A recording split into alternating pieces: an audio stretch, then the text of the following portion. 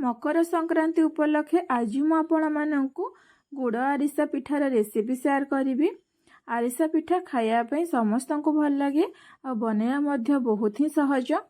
नमस्कार, मु गायत्री, आपण मानक गायत्री किचन को बहुत बहुत स्वागत। तो तापाई कड़े को गरम होगा रखी गुड़ को गुंड करी कड़े रे देवी और अल्प पानी दे गुड़ को मेल्ट होगा देवी।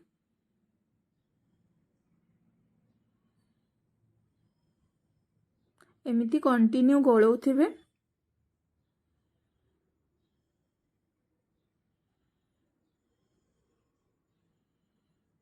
गुड़ मेल्ट हो गलानी। गुड़ पाग हैला कि नहीं जानिया पई पानी रे गुड़ को दी चेक करिवे। जदि गुड़ बसी जाइछे ताहले पाग हो जाइछे। अल्प अल्प चाउल चूना दे कंटिन्यू गोळेइबे।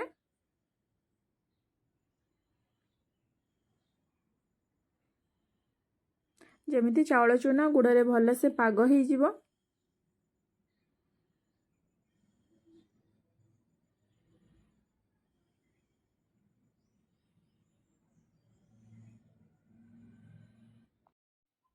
चाउल चूना गुड़ रे भल से गोड़ी ही जाइए।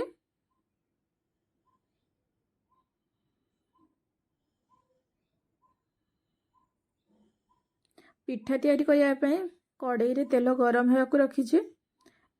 एठी मु तेल जरी को काटिकी नहीं तेल जरी पिठा तैयारी करी।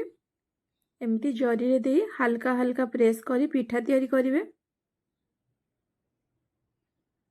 और धड़ा राशि रे दी पट साइड कोट करी तेल रे दे पिठा छाणी नेबी।